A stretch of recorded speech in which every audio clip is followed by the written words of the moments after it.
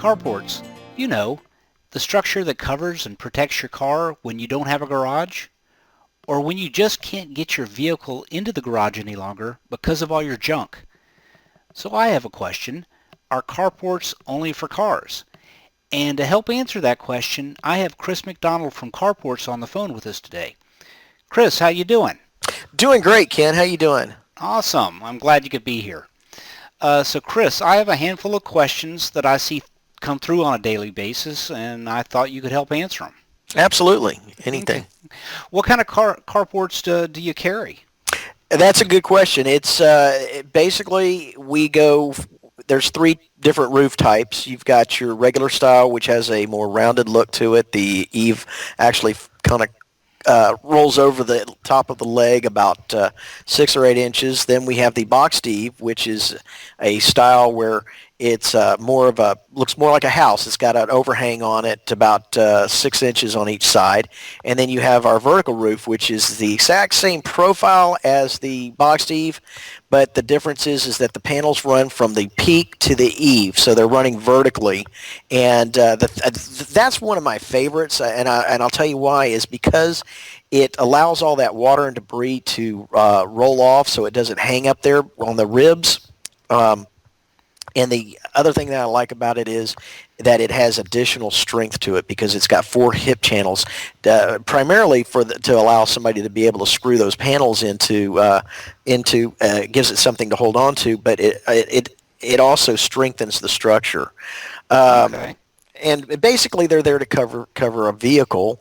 But to be honest with you, I've seen people use them for all different kinds of things. Okay. As far as sizes go, are there any size constraints? What does it usually start at? None that I can think of. It usually, you start with the basic single car carport, which is 12 foot wide and 21 feet long and about 5 foot high. It can actually go smaller than that. The biggest I've seen as far as a carport, you go all the way up to triple wide.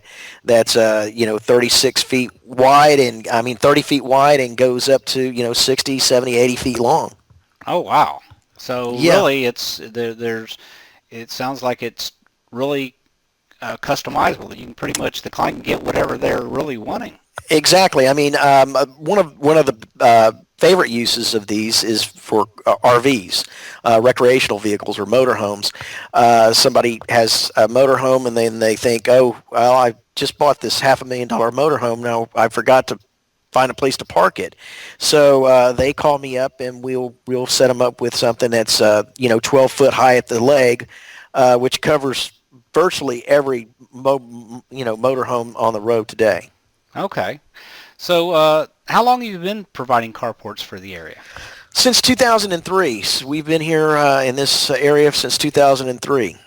Wow. So this is not something that just popped up yesterday. Absolutely not. No, we're very well established and a very well established company. Okay. Well, you kind of already answered this question to some degree, but the original questions are carports only for cars.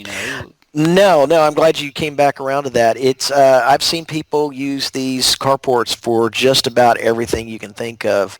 Like I mentioned, the RVs, their utility vehicles, their trailers. One of my favorites, if you can indulge me for just a second, one of my favorite carports that we have, it's got a storage area in front of it. And so what it is you've got kind of a hybrid between a storage enclosed storage facility and a carport. So at the one end, you might have 5 or 10 feet of enclosed storage with a roll-up door that they can store all their, say they're using it for their boat, they can store all of their boating equipment in there, their life vests, Oh their wow. cleaning equipment, their motors and things like that, lock those things up, and then they've got a cover over their boat. Wow. So there's really no constraint on what the customer can get. No, people surprise me every day with what they come up with to use these for, and it's always fun to work with. Wow. Okay. Awesome. So if somebody's ready to get started, what do they need to do? All they got to do is pick up the phone. I'm here to help them. Okay. Well, fantastic. And you'll be able to give them, advice, rate quotes, and all of that. All Just of right that over and the more. phone. Yeah, Okay. all of that over the phone. They can call, and I've been in this business long enough that I can kind of avoid some of the pitfalls that other companies might not be knowledgeable enough to help their clients with. And basically, what we do is we'll talk it through. Once they've settled on a size and a design that they like, then we will get a down payment of either 10 or 12%, and then it takes about anywhere from 2 to 4 weeks to get the structure in. It's put up that day, and then once it's done and they're satisfied, they pay the balance to the installers. Okay. You say 10 to 12%. What determines the 10 to 12%? 10% is for anything under $2,500. Anything over $2,500, it's 12% down payment. Okay. Well, fantastic. You've answered all the questions that I've received, and plus more actually.